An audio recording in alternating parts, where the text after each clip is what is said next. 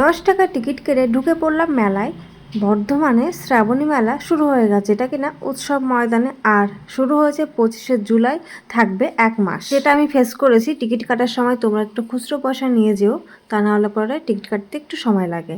আমার এই ভুলটা করেছি। আর মেলায় যেটা সবচেয়ে ইম্পর্টেন্ট মানে ফোকাস করছে, সেটা হচ্ছে অ্যাকোয়ারিয়াম, যার প্রাইস 100 টাকা। তো আমি এখানে ডিসাইড করছিলাম যে ঢুকবো কি ঢুকবো না 100 টাকা দিয়ে। তো ফাইনালি আমি 100 টাকা টিকিট কেটে ঢুকে পড়েছিলাম।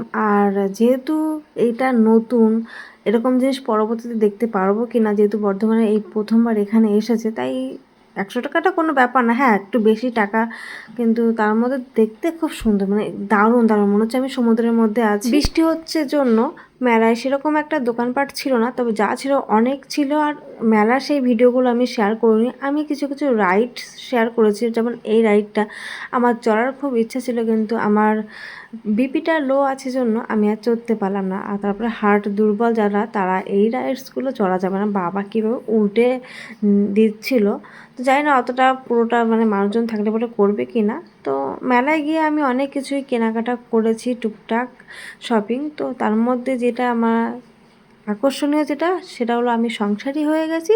তাই আমার সংসারের দোকান, মানে বাটি, ঘুঁটি, থালা, গামলা, যে কোনো জিনিস। তো ভিডিওটা কেমন লাগলো, আর যদি কোনো ইনফরমেশন জানতে চাও কমেন্ট করো। টাটা।